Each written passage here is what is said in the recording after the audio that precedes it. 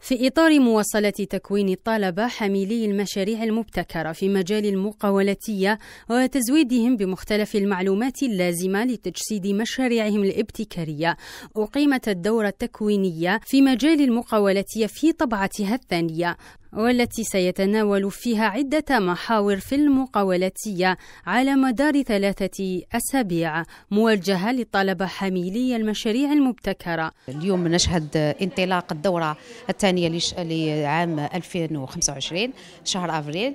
هذه الدورة تشهد تسجيل عدد من حاملي المشاريع، عددهم 20. فيما يخص الدورة هذه الثانية لشهر أفريل، هناك يعني إقبال كبير على التكوين. شهدت ما قبل الدورة قمنا بانتقاء أولي. هذا الانتقاء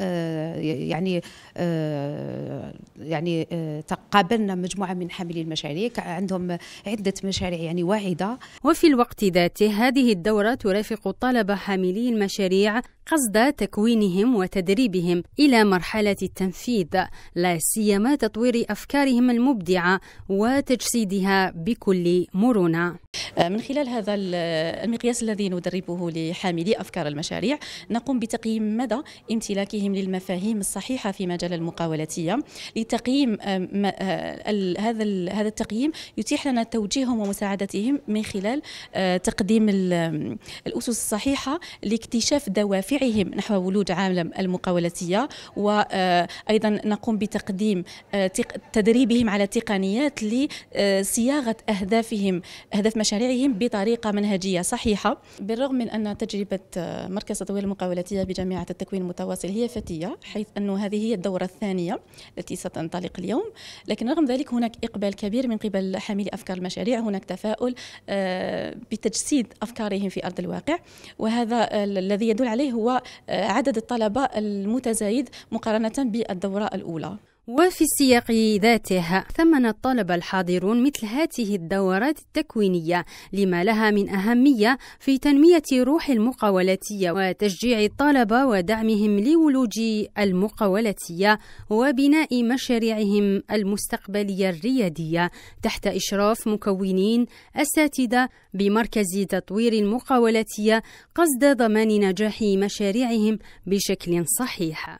إذا احنا تلقينا تكوين لمدة 3 أسابيع في دار المقاولاتية CDE اللي تعرفنا عليها أساسيات المقاولاتية، استراتيجية سير المؤسسة اقتصادية، شفنا الجانب المالي، شفنا الجانب البشري.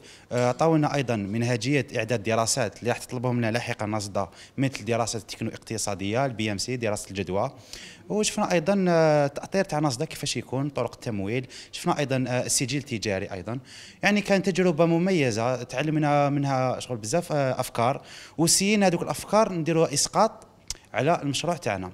انا مع الاول كنت في تربيه الدواجن، بعد ما عرفت السياسه تاع نصدى وشفت الاوتر كيفاش تمول كيف هكذا، حبيت نروح من التربيه الى المذبحه. درت الدراسات توعي، كملت التكوين في CDE، توجهنا ايضا الى نصدى، جزنا على التنقيط لدي 69 على 83 كمرحله اوليه، وان شاء الله نهار الحد نجوزوا لجنه انتقاء وتمويل المشاريع. عرفت هذه لا فورماسيون، سمعت باللي يافي دي ستوديون في اليونيفرسيتي ديالي كانوا يهضروا عليها واسمها CDE، اللي تفتح لوبورتونيتي لي زيتيديون كيكملوا قرايتهم باش يديروا ان بروجي بيرسونيل. دونك انا قلت بوتيتر سي اون اوبورتونيتي ليا كاع لي زيتيديون، باسكو ما نكتبوش دركا لا بلوبار اللي راهم يكملوا في اليونيفرسيتي عندهم ان غران بروبليم باش يصيبوا خدمه. دونك مع هذه لا فورماسيون في جامعه التكوين المتواصل تفتحنا المجال باش نديرو البروجي تاعنا بيرسونيل. باغ اكزومبل انا في الديبي كي حطيت لو دوسي ديالي، باسكو لا سوسكريبسيون elle se fait directement في لو سيت واسمو cde.dz.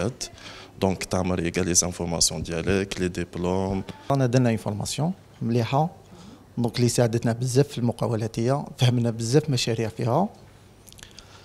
بون انا جيت بفكره المشروع تاعي هو تاع الطاقه الشمسيه.